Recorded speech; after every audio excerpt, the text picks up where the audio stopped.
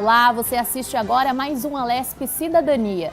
Nesta edição do programa, a gente fala sobre alienação parental. Você já ouviu falar sobre esse termo? Ele trata da relação entre pais e filhos. E aqui na Assembleia Legislativa de São Paulo, o tema virou o projeto de lei 467 de 2019 do deputado Douglas Garcia, do PL. Esse projeto quer tornar obrigatória a fixação de cartazes informativos sobre alienação parental. Isso deve acontecer em escolas estaduais e em outros espaços públicos. Eu te convido agora para entender mais sobre esse tema com os nossos convidados que estão aqui no estúdio da Rede Alesp. O Paulo Akiyama, que é sócio fundador da Akiyama Associados Advogados, e a Liliane Valentina Santi, que é psicóloga jurídica. Bem-vindos. Obrigado. Muito obrigada. Vamos começar a entender do que se trata a alienação parental, o que esse termo significa e, se você puder trazer alguns exemplos, Paulo, por favor. A alienação parental está prevista na Lei 2.318, tá, de 2010. No seu artigo 2º, essa própria lei já traz alguns exemplos do que seria os atos de alienação parental. Mas o principal e mais objetivo que a gente pode dizer é quando o genitor, quando há o divórcio, evidentemente, uma briga de guarda, esse genitor, que é o guardião da criança, tá, ele começa a criar formas de impedir a convivência do outro genitor, não guardião, com a sua prole, com seus filhos. Tá? E aí começa a prática dos atos de alienação parental. Quais são esses atos que caracterizam a alienação parental? Olha, são vários atos. Por exemplo, que é muito normal, muito comum, por isso que a gente começa a dizer esses daqui. Vamos dizer que a mãe é a guardião, é um exemplo, o pai não é o guardião, é o visitador, tá? E ele tem os dias, os finais de semana deles marcados de visitação e convivência com esses filhos. Aí quando chega a vez do pai buscar o filho, daí a mãe fala, olha, ele tem uma festinha hoje, não pode ir. Então, deixa, esse fim de semana ele não vai. E aí o pai já fica mais 30 dias sem ver esse filho.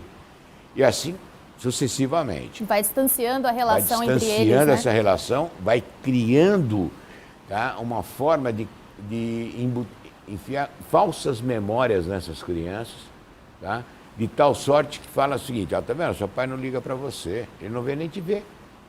Mas na verdade ela que falou que ele teria uma festinha. Entendeu? Então, para o pai fala uma coisa, para a criança outra. Exatamente. E sempre com a intenção realmente de fazer esse distanciamento. Tá? Outros atos é a omissão de informações escolares, omissão de informações médicas, várias omissões de informações sobre a criança. Isso também caracteriza? Caracteriza, porque independentemente de estarem divorciados, tá, pais não se divorciam dos filhos. É verdade. Ele tem que continuar cuidando desses filhos. Tá? Mesmo esse pai que não tem essa guarda desse filho, ele tem o direito de conviver e saber o que está acontecendo. Bem como ele tem esse direito do quê? Ah, ele está indo mal na escola? Tá? O que está acontecendo? O que ele está precisando? Tá? Dá essa assistência ao filho. Porque por mais que a guarda não esteja com os dois, a responsabilidade é dos dois, né? É o interesse dos dois, né? A responsabilidade a evolução da criança na criação escola. é dos dois. Verdade. Tá? E a criança tem que entender que ela tem 2 casas, tá? Ela tem 2 quartos, ela tem 2 guarda-roupas, vamos dizer assim. Tá? A dupla residência. A dupla residência, ela tem que entender isso. Nossa, deve ser difícil para a criança, Jane. Não, mas ela consegue se adaptar. Eu mesmo tenho o caso do meu neto, que ele conseguiu se adaptar a tudo isso. Tudo depende da forma como isso acontece. Exatamente, né? Como isso acontece, desde que não haja essas obstruções que eu te falei, esses atos de alienação. Tá? Liliane é especialista nisso. Ela pode trazer exemplos para a gente de atos de alienação, tá? Que ela convive no dia a dia como psicóloga, e que a gente convive na parte jurídica, que é diferente. Eu vou me embasar o quê? No relatório que ela me faz. É um trabalho conjunto. Sim, sempre um trabalho conjunto. E é importantíssimo, eu digo aos pais que sofrem de alienação parental, que buscam o seu direito na justiça, tá? Que tenham um assistente técnico, psicólogo ao seu lado. Tá? Porque muitas vezes o advogado ele vai levar tudo aquilo que o pai fala, ou que a mãe fala. Tá? Mas a fundamentação disso muitas vezes não é aquilo. Tem que atender o interesse da criança acima de tudo, né? Quando um cliente me procura no escritório, eu falo, ó, tudo bem, você que vai me pagar, mas o meu cliente é a criança. O meu objetivo é o conforto da criança. O meu objetivo é defender o direito dessa criança. O direito à convivência dessa criança é um direito fundamental. E isso não pode tirar. Verdade. Liliane, você trabalha ali direto, né? Está acompanhando isso de perto. Nem sempre os pais ou os avós, né? Que depois você pode falar para a gente quem são esses atores que praticam a alienação parental, eles estão entendendo o que estão praticando e às vezes é intencional, né? Como é que funciona isso? Às vezes tem a intenção, às vezes a pessoa não percebe. Tem muitos avós que participam, tem irmãos mais velhos, às vezes a diferença de idade é bem grande. Nem sempre é o guardião, às vezes é o que convive a cada 15 dias que começa a falar mal da outra pessoa. Por exemplo, eu não fico sempre com você porque sua mãe não deixa, esse tipo de situação? Exatamente essa situação. Eu queria te levar para Disney, tua mãe não autorizou, pensei que eu vou fugir do país com você. Começa a falar mal, ou então assim, tua mãe quer viver de pensão, ou sua mãe é uma vagabunda, ou sua mãe está saindo com as amigas e deixando você com a tua avó. Então, tudo que influenciar negativamente a criança ou adolescente em relação ao outro é considerado um ato de alienação, está influenciando. Então, os exemplos que o doutor deu na prática, que está ali disposto na lei, né, omissão de informações médicas, escolares, etc. Por quê? Porque isso dá para a criança uma sensação de abandono afetivo. Ela não sabe, crianças principalmente menores, não sabe que a mãe avisou que tem a festa da família no dia tal. Eu já vou aproveitar daqui a pouco falar do projeto aí do deputado. Então, o pai não tem acesso à escola, sim, porque, infelizmente, ainda hoje, as escolas querem passar as informações apenas para o guardião. Só que na Lei 13.058 está dizendo que o genitor ou a genitora que não estiver com a custódia do filho é obrigado, essa palavra, obrigado, a zelar pelos interesses médicos, educacionais da criança. E qualquer instituição pública ou privada de ensino, de cultura, de lazer, médico, etc., é obrigada a prestar a informação. Por que a senhora acha que isso ainda não acontece? Eu não sei, eu acho que ainda estão presos lá no preconceito do século passado. Que é só a mãe que tem a responsabilidade. E a mãe é a guardiã, né? A melhor pessoa para ser guardiã. O pai é o pagador dos alimentos. Ou eles não conhecem autoridade familiar. Não é porque se separou que você não pode mais ir numa escola saber se seu filho está faltando. Olha, o vizinho me disse que o meu filho, que é adolescente, estava ali embaixo fumando maconha e não está vindo na escola faz uma semana. Você pode me informar se está vindo? O senhor tem a guarda? Não, eu não tenho a guarda, mas eu sou o pai. Ah, eu só posso informar isso para quem tem a guarda. É um desconhecimento das escolas. Por isso esse projeto é tão importante, colocar cartazes ali perto da secretaria e informar os funcionários, olha, vocês são obrigados, sob pena de multa de 200 a 500 reais por dia, isso está na lei. E mesmo os pais levando um requerimento que eu tenho no blog, que é só a pessoa preencher o nome do filho, o nome da escola, a escola se recusa a receber, inclusive, aquele requerimento. Então, assim, é um desconhecimento total. A Secretaria da Educação tinha que disponibilizar isso para todos os diretores, né? Mostrar, enfim, posto de saúde. Tem pais que perdem o emprego, porque precisa da cópia da carteira de saúde, daí a ex-mulher fala, eu não vou te dar. Mas é para eu arrumar um emprego, tá? Eu preciso mostrar, mas eu não vou dar. Esse detalhe de retenção de documentos do menor também se caracteriza como alienação parental? O documento é da criança. É comum, né? É comum. A mãe ou o pai, quem está com a criança, não quer entregar o RG. Não vou entregar. Não vou entregar carteira de plano de saúde. Isso é básico. Eu não vou porque eu pago o convênio. Só que está indo a criança passar um final de semana lá. E se cai? Então vai ter que telefonar e aí vão ter que se... Sabe? O documento é do filho. Então tem que ir com o RG, tem que ir com a carteirinha do plano de saúde na mochila, na malinha, na bolsinha, em qualquer lugar. Tem que ser entregue isso. Não pode omitir documento da criança. Claro que não. A criança tem que sair com o documento dela. E voltando à carteira de vacinação, o posto de saúde fala, eu não posso dar cópia, o senhor não tem a guarda, ou a senhora não tem a guarda. Isso também acontece nos postos de saúde. Nos postos de saúde, por isso é importante fixar esses cartazes para que a população, a sociedade saiba desses direitos, né, obrigações das instituições, e as instituições saibam que elas são obrigadas, sob pena de multa, a dar essa informação.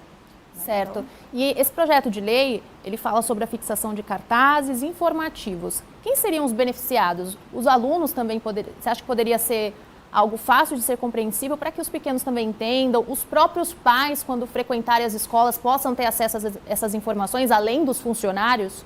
Eu acho que isso deveria ser um tema e sempre que posso proponho isso, mas não sei por que ninguém acata. Eu sempre falo com vereadores, com um monte de gente e não. Nas reuniões escolares isso deveria ser dito. Deveriam trabalhar com as crianças o tema alienação parental, a diferença da conjugalidade com a parentalidade, os novos modelos de família, as implantações das falsas memórias, sabe?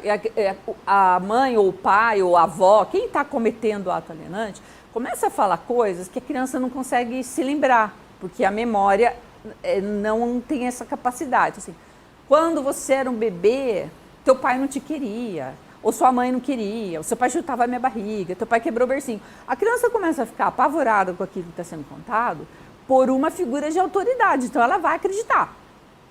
E isso tudo teria que ser trabalhado, dá para trabalhar em todas as matérias. Dá para trabalhar geografia, a distância, agora tem essa casa, agora tem essa casa. Dá para trabalhar matemática, valor de pensão, dá para trabalhar português. Vamos fazer uma redação de como é que você está se sentindo depois que seus pais se separaram, ou como você se sentiria se os seus pais se separassem. Novos modelos de família. Isso dá para trabalhar em tudo, em educação artística. Faça o desenho da sua família, faça o desenho da família ideal, faça o desenho de como era a sua família. Mas a escola parece não estar interessada. E nós estamos ficando com crianças e adolescentes doentes, uma sociedade doente. Eu não sei como é que vai ser daqui um tempo em que as crianças estão reprimidas, elas não podem expressar o amor e afeto por um dos pais, porque o outro vai se sentir traído, o outro não vai gostar, a avó não vai gostar, a criança fica. A gente vê, né? As crianças não querem mais tirar foto. Por quê? Vai tirar foto sorrindo com a nova família do pai e vai chegar lá, a mãe vai falar, então você está rindo? Seu pai largou a gente para ir morar com aquela lá.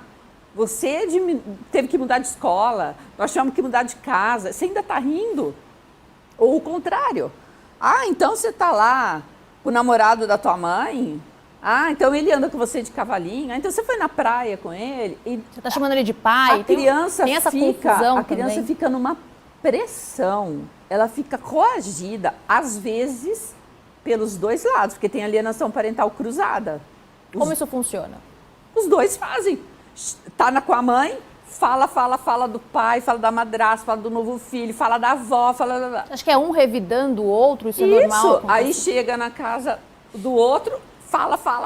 Aí a criança fica uma criança engessada. Ela não se expressa. Daí assim, o que aconteceu lá? Como é que foi lá no teu pai? Ah, foi tudo bem. Ou, como é que foi lá no seu... Normal. A gente exemplifica, tá, que a criança ela tem o aspecto de pensador. Tá? Ela fica num canto, observando, amuada. E absorvendo tudo aquilo. Não participa de nada. Medo de interagir. Uma criança que fica amargurada, você percebe isso só de olhar na criança. Interessante que os pais não enxergam. Eles só enxergam o lado deles.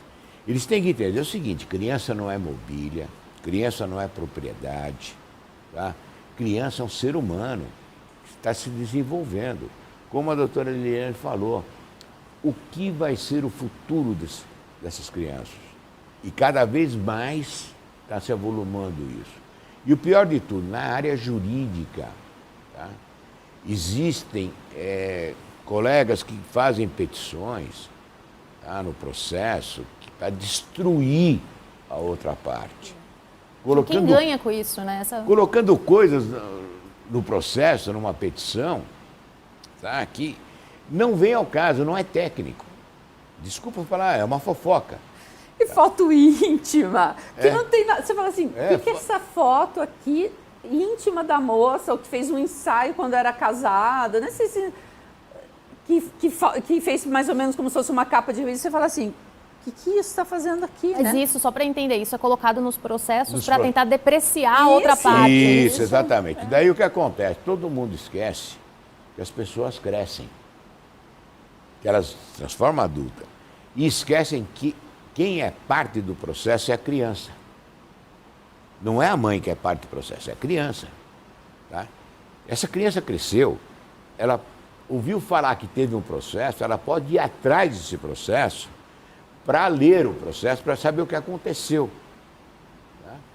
Quando ela vê tudo que foi dito naquele processo, ela cria uma revolta interna tão grande, eu já assisti isso, uma revolta tão grande, que ela acaba se afastando dos dois genitores.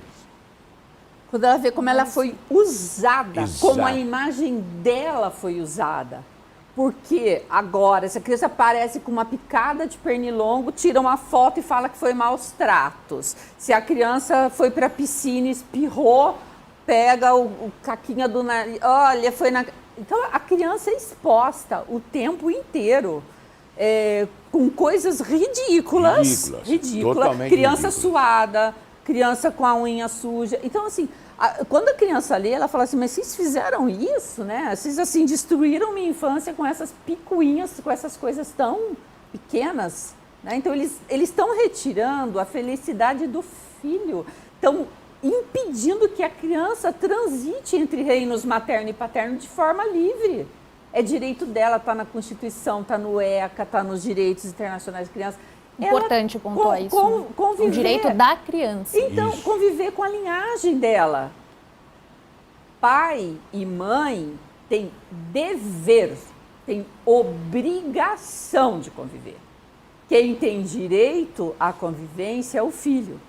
E aí, olha só, vem um terceiro que impede aquele pai ou aquela mãe de exercer um dever. Então, assim, o doutor tem o dever de ir lá conviver com o filho. Eu sou a mãe, impeço um dever, uma obrigação. Ao mesmo tempo que eu impeço um dever, que é absurdo isso, você impedir uma pessoa de exercer o dever dela, você também retira do filho um direito. Então, assim, ninguém está pensando que é direito da criança. Quanto mais valores éticos, morais, sociais, passeio, cultura, lazer, melhor para quem? Para o filho. Para a formação daquela pessoa. A pessoa não tem condição de ir para a Disney. O outro vai levar. Puxa, que bacana, leva, que ótimo. E a avó quer ir para o sul. Maravilha. A tia quer levar no parque temático. Puxa, que bom.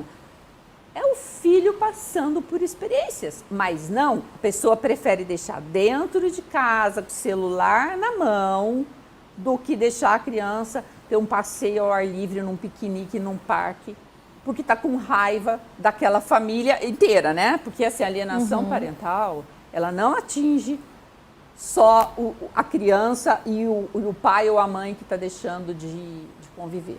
Quais são as outras atinge partes, toda a né? parentela. Parece que vira dois times. O time da mãe, o time do pai. E aí fica os avós, os tios, os primos. É como se tivesse uma cisão. Assim, não pode mais falar com ninguém. É um cabo de guerra, né? A criança está ali no meio. Mas a própria lei diz, tá? Que é a convivência familiar. Familiar, Quando ampla. se fala familiar, não é pai e mãe. É família ampla. da mãe, é família do pai.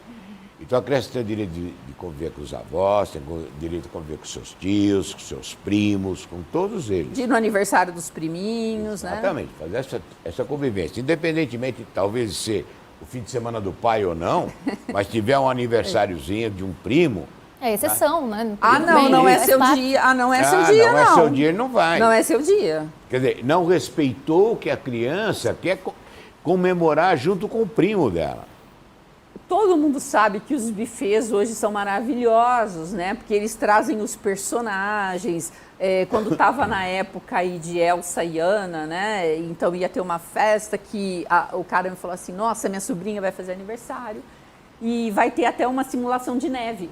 Vai ter um momento lá que vai soltar, lá vai ficar todo... Eu tô enlouquecido para levar minha filha, mas é de quarta-feira. E a mãe dela falou que não vai deixar, porque não é meu dia. Como é que funcionam essas exceções, né? Porque tem ali um processo determinado que é aquele dia. Na verdade, só para dizer... Essa flexibilidade tem que ser O que é ser acordada. sentenciado, no direito de família, na verdade, não existe o que a gente chama de trânsito em julgado, nesse caso. É possível ser revisto a qualquer momento por qualquer das partes. Certo, tá? isso é importante pontuar, né? Então, o que acontece? Foi determinado no processo o direito de visita, finais de semana alternados. Aqui. Só que as pessoas têm que entender que o que está ali naquela sentença é o mínimo que tem que ser cumprido. Tá? Mínimo. Mínimo dos mínimos. Tá? Agora, a convivência, ela extrapola aquilo. E tem que ter esse bom senso para se equilibrar. Qual é o bom senso? Tá? Eu ver meu filho feliz. Perfeito. Paulo, a gente só vai fazer um rápido intervalo, daqui a pouco a gente volta para explicar o que caracteriza ali a alienação parental, como comprovar isso, daqui a pouquinho, depois do intervalo.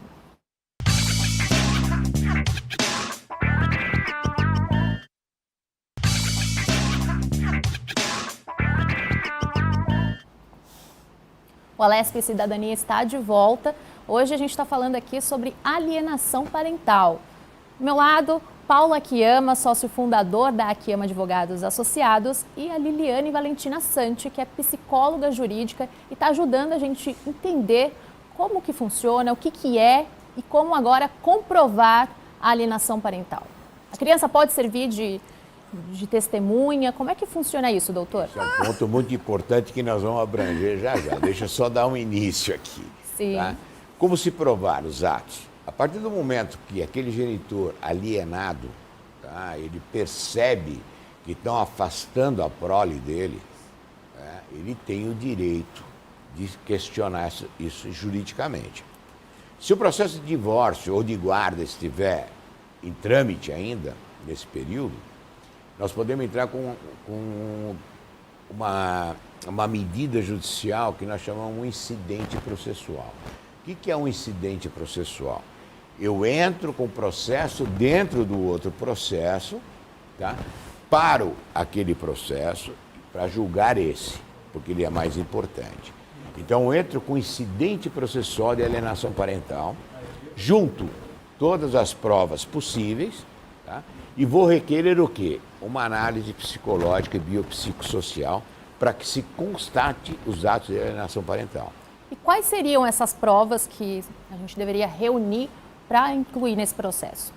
Várias delas, por exemplo, negativa de acesso aos dados escolares, negativa de acesso aos dados médicos, negativas de convivência, afastamento. Tá? Isso tudo pode ser um print de uma mensagem, sim, um e-mail. Hoje em dia é tudo nos aplicativos, né, que a gente resolve. Qualquer tipo que demonstre, tá, que esses atos estão sendo cometidos. Por quê? Porque eu tenho que ter um início da coisa. Como é que eu vou constatar efetivamente que há ou não o ato de alienação? Através do laudo psicológico ou biopsicossocial realizado por mando do juiz. Tá?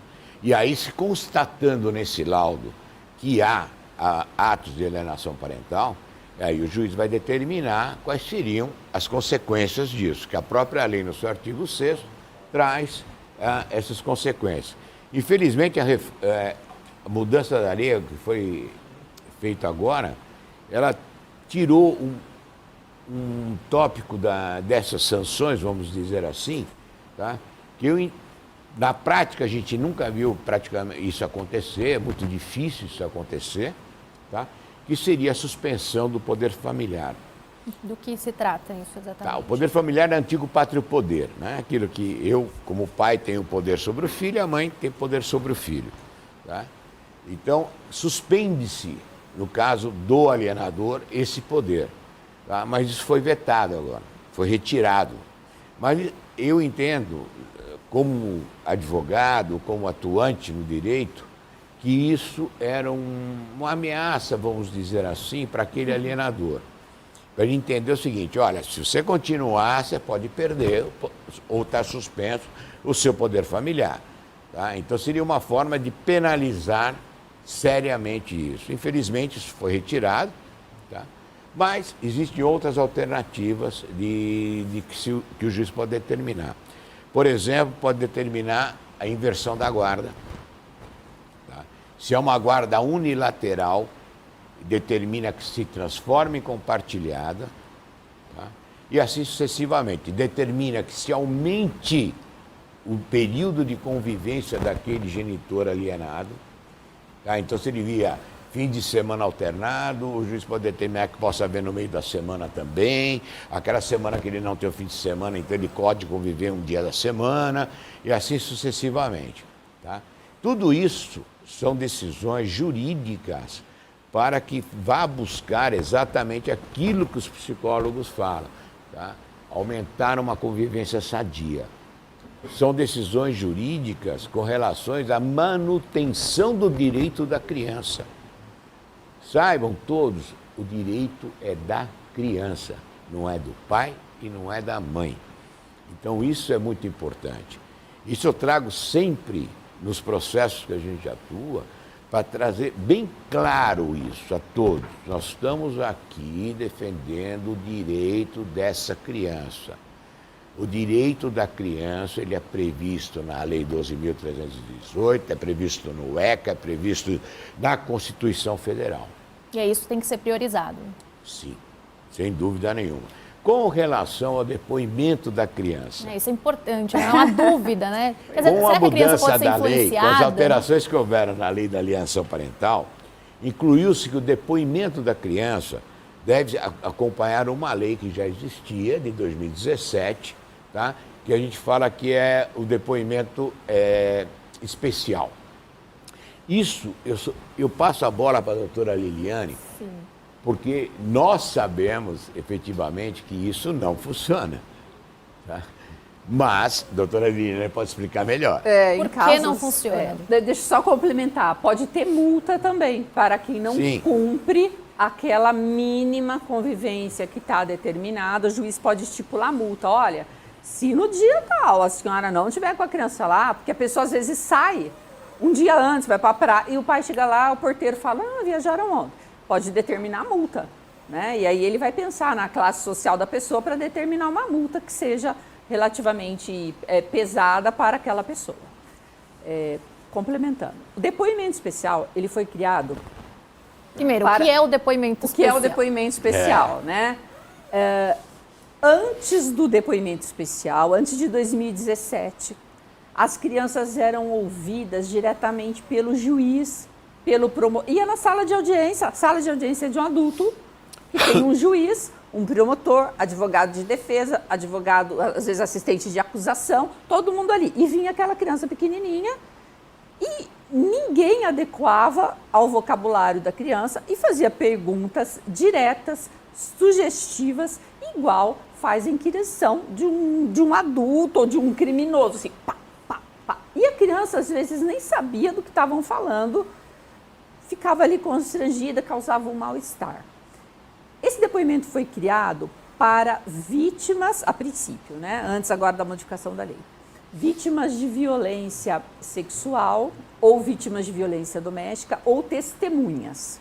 Então, o que acontece? Uma sala separada, longe do pessoal da audiência. Esse depoimento é gravado. Então, é uma psicóloga ou uma assistente social que fez o curso no Tribunal de Justiça, que ela está apta para fazer as entrevistas. Sabe o trato com a pessoa. Que não pode sugestionar, não pode ler a denúncia, não pode relembrar e tem que esperar o tempo da criança, né? Não pode fazer nada que vá revitimizar essa criança. Então, ela primeiro vai falar, olha, essa aqui é a sala, né? Conforme eu te falei ali fora, a gente vai para uma sala, tem uma câmera aqui que está filmando a gente. ali é um microfone, então a gente vai conversar aqui. Você tem o direito de não falar nada, de ficar caladinho, mas se você quiser contar o que aconteceu também, tudo bem, só relembrando que lá numa outra sala vai estar nos vendo por um monitor de TV, vai ter outras pessoas, que em algum momento eu vou parar e vou pedir para essas pessoas me ajudarem a lembrar o que eu não me lembrei aqui de perguntar para você. Tudo bem? Criança, tudo bem. Aí começa algum raporte, assim, como é que é teu nome, quantos anos você tem, onde você estuda, você tem animalzinho de estimação, e aí começa a fazer o que a gente chama de treino de memória episódica, ver se a criança se lembra realmente, porque às vezes demora tanto. Isso era para ser uma produção antecipada de provas, então era para ter acontecido e já acolher. Mas a demora de 2 anos, 3, 5. Nós estamos com 5 anos. Então, nossa, a criança já não é mais criança, vira adolescente. Ela não lembra mais. Não, e o pior de tudo, né? Não Essa lembra. criança ficou 5 anos aguardando esse depoimento sob a ação do alienador. Sem conviver E sem conviver com o alienado. com a outra família. Então, você imagina, você tem... O dano já foi causado. Né? Você tem 2 anos e meio, né? A pessoa que quer afastar faz uma falsa acusação de molestação sexual, que a criança não consegue entender a diferença de um ato libidinoso e um ato de higiene. Então, teu pai lavou seu cabelinho? Lavou. Lavou seu vaquinho? Lavou. Lavou a pepeca? Uhum. Aonde que ele lavou? Pepeca. Depois passa um tempinho, a mãe já não fala onde lavou. Onde que o papai pôs a mão? Pepeca. A criança tem 2 anos, está morrendo de rir com isso. A mãe leva na delegacia, ou o pai, porque isso é a avó, tem avós que quer tirar da mãe, quer ficar ela, a avó que era cuidadora. Aí esse casal morava com a avó, quer se separar. O casal quer mudar de casa, a avó quer ficar com a criança, a avó que faz a acusação. Então, assim, Isso acontece também, é possível os avós terem a guarda das crianças. Tem de tudo que a gente possa imaginar. Como a gente brinca de um, tem tudo, né? E aí, essa criança é levada à delegacia e a mãe, ou o pai, ou quem está acusando, fala, passou a mão, olha, a criança reclamou que o pai passou a mão. Aí, às vezes, a criança fala, passou? Um balançar de cabeça, pronto, começa isso aí. Até ter o depoimento especial, passou 5 anos, foi suspensa essa convivência, né? E isso tem, a nova lei agora trouxe uma coisa boa. Vai garantir um mínimo de convivência monitorada no fórum para não ficar separado, porque senão fica 5, 6, 7 anos sem ver. Você não lembra daquilo, viveu 7 anos a pessoa falando que teu pai te molestou, que tua mãe ou que tua avó fez alguma coisa, você vai acreditar. Então, pelo menos não vai mais interromper esse contato.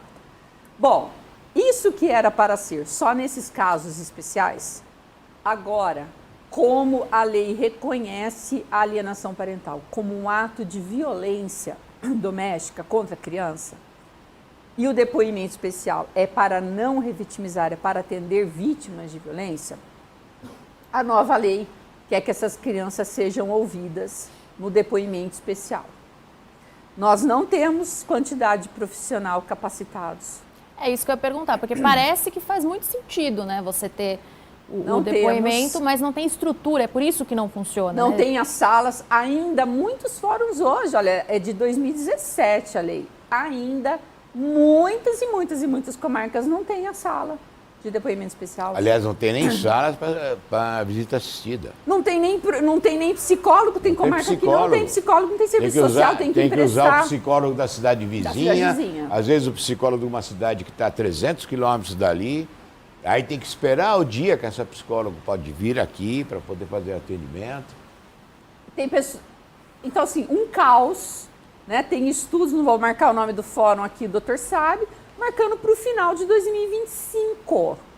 Então, imagina, você é acusado, você está sem ver a criança, você vai esperar até o início de 2025, isso se a psicóloga não aposentar, se não morrer de Covid, se não morrer, entendeu? Ou naquele mês estiver de licença gestante, daí não tem outra. Então, a demora está muita. Então, esse projeto proposto aqui na LESP, vocês acreditam que ele vai ajudar a conscientizar e, consequentemente, inibir esse tipo de ação para também não ficar todo esse peso nos processos da justiça? A ideia é essa. A ideia nossa, que nós temos desse projeto, é que isso ocorra. Tá? Porque água mole em pedra dura, tanto bate até que fura. Então, realmente, essa iniciativa de afixar cartazes em escolas, prédios públicos, tá?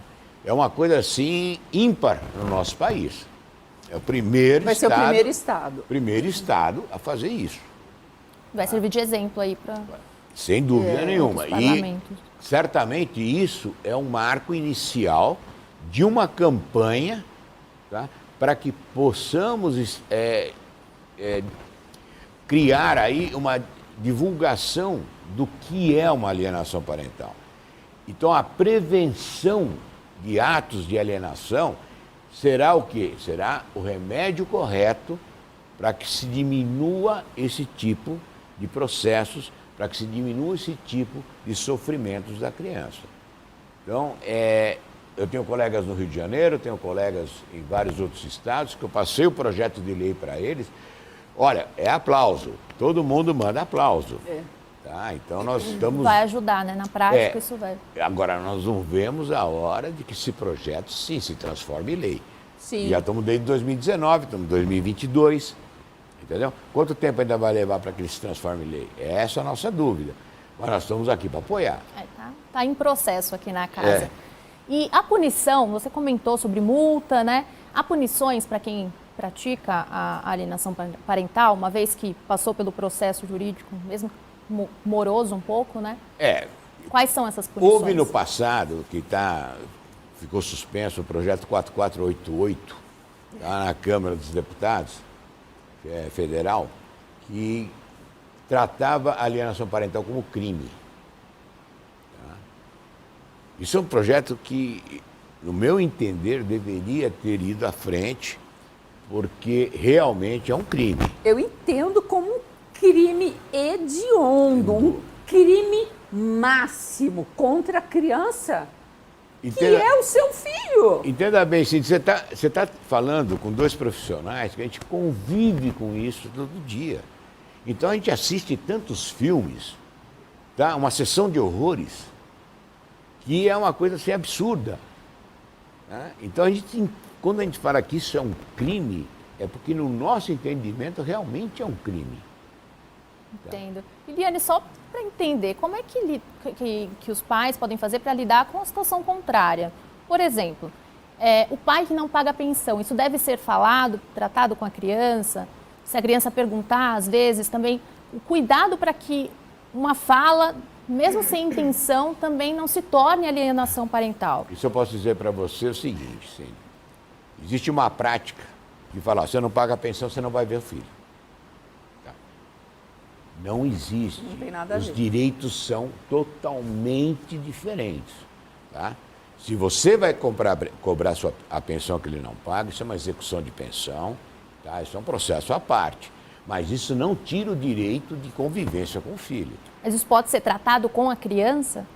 Não deve ser Não deve ser tratado. Porque geralmente a pessoa não paga porque está sem condições. É muito raro um pai ou uma mãe que deve os alimentos não pagar porque eu não quero dar alimentos para a criança. Geralmente está desempregado. A condição da pessoa no divórcio pode ter tido uma queda grande. Então, por exemplo, casos reais. O homem trabalha na empresa da família da mulher, uma multinacional, e ele era um presidente. Separou, demitiram ele. Então, quando ela apresentou os ganhos, quando ela apresentou o imposto de renda, o cara ganhava X. Esse é um caso concreto. Foi determinado 40 salários mínimos de alimentos. Mas ele Só perdeu o que emprego. ele não estava mais trabalhando.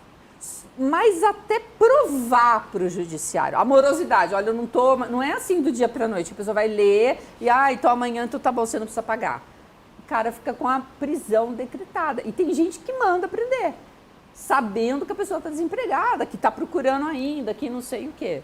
Então não tem que falar para o filho, porque o filho não tem condição de entender toda a dinâmica que está por trás do não pagamento dos alimentos.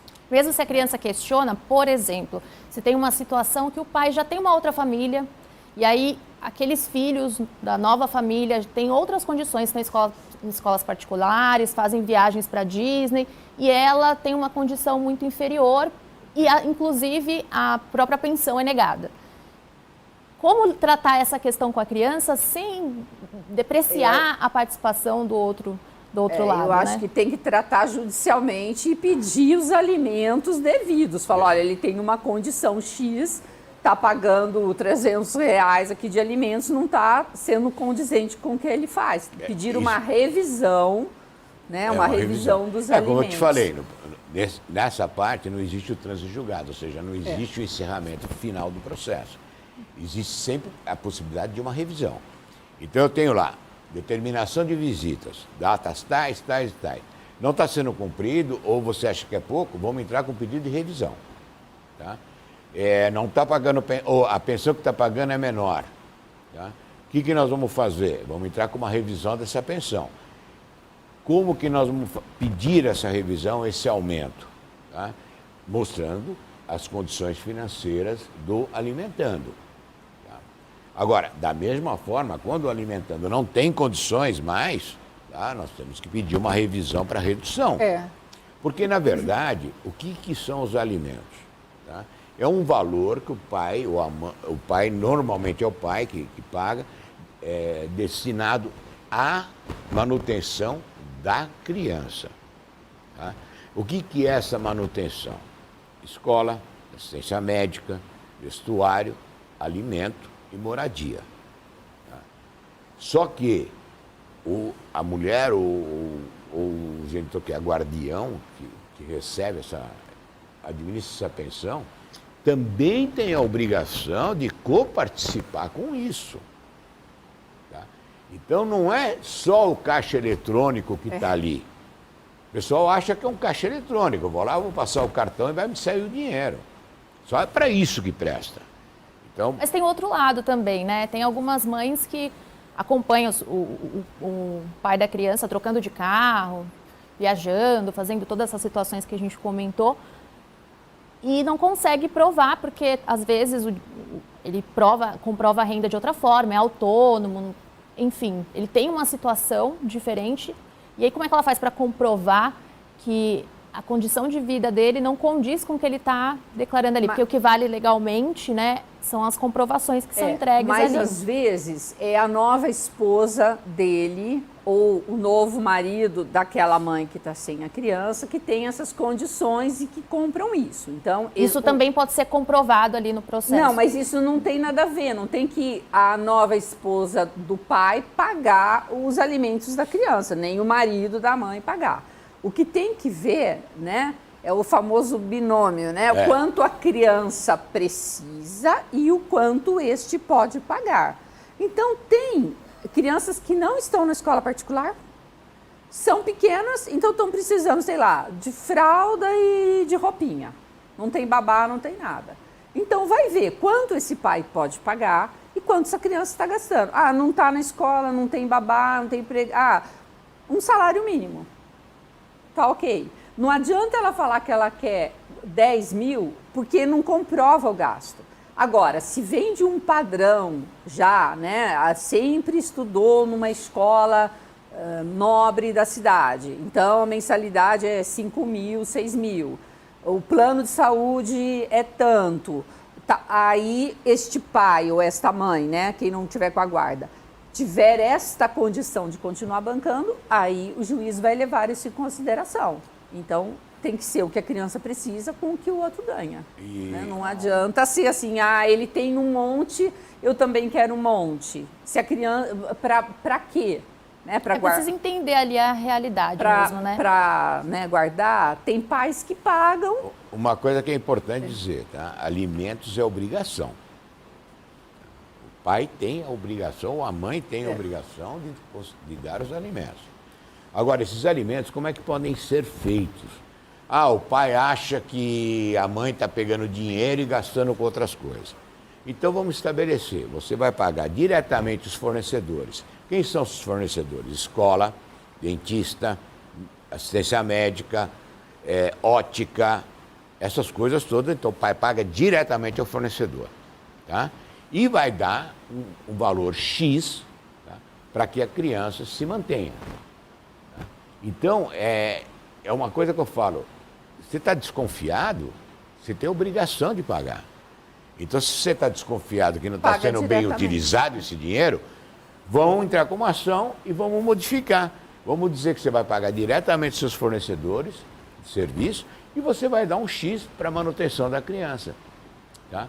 Então, só mais uma dúvida, assim, para a gente ir caminhando para o final do programa. Tem essas situações de quando o valor da pensão é acima do salário mínimo, por exemplo, mas tem as situações do valor mínimo.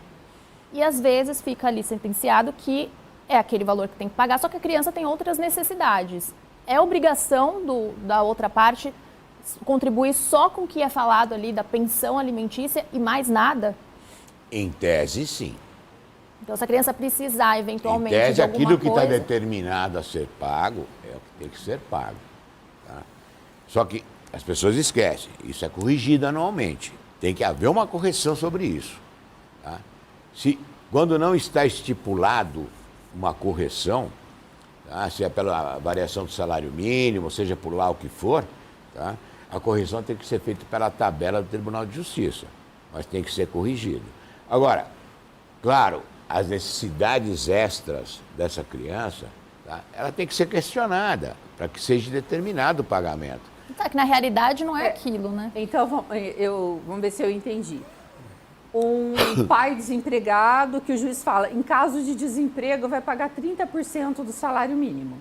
Ou às vezes está empregado e ou então, esse assim, valor. R$400 não supre.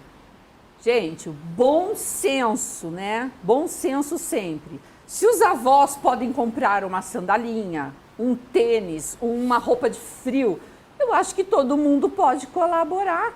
A criança é da família, vamos pensar igual tribo de índio, né? A criança é de todos nós, das duas famílias. Então, se está passando dificuldade, se não tem condição de dar mais, quem tem não custa nada, né? Exatamente. Eu pago a escola das minhas netas, eu compro as coisas que faltam. Então, assim, o outro avô paga natação, paga... Então, a gente é uma família. Que nem todo mundo tem essa rede de apoio, né? Então, tem muitas mães solos, que são solos na essência da palavra, né? E às vezes precisam um pouco mais e ficam com essa dificuldade de Deixa eu suprir. só, antes da gente terminar, falar do depoimento especial, uma coisa que é importante dessa da nova lei. Eu sou absolutamente contra a criança alienada fazer depoimento especial. Eu acho que tem que ir para o estudo psicossocial, porque é um estudo amplo, vai aplicar testes projetivos, testes de personalidade, atividades gráficas, porque não dá para você trabalhar com o discurso verbal da criança que está alienada, porque ela vai falar a mesma coisa que ela escuta naquela casa. Ela tem um discursinho pronto, que se você fizer uma pergunta diferente, já não sabe responder, né? E então, a gente fala fenômeno do pensador independente. É igualzinho, mas fala que é ele que está pensando. Nesses casos, é ruim.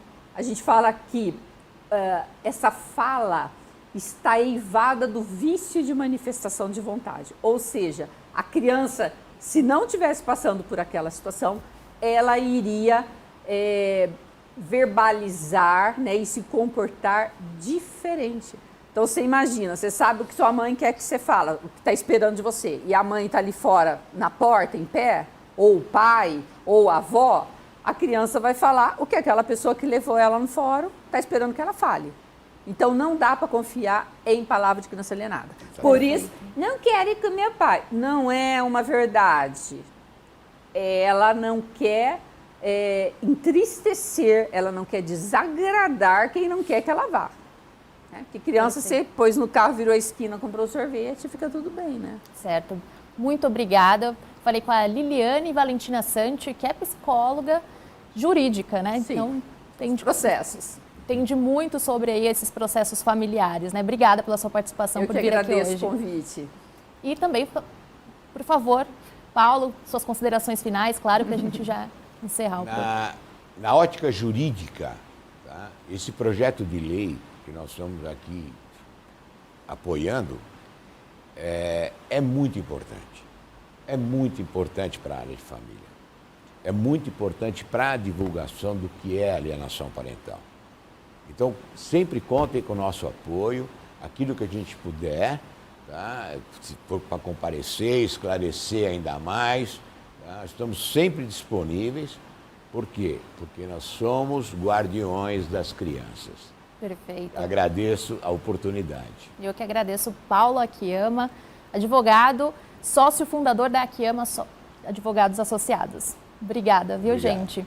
Bem, no Alesp Cidadania de hoje, falamos sobre o projeto de lei 467 de 2019 do deputado Douglas Garcia, do PL, que quer fixar cartazes informativos nas escolas sobre alienação parental. Se você quiser acompanhar o programa inteiro na íntegra, é só acessar o YouTube da Rede Alesp. Até a próxima!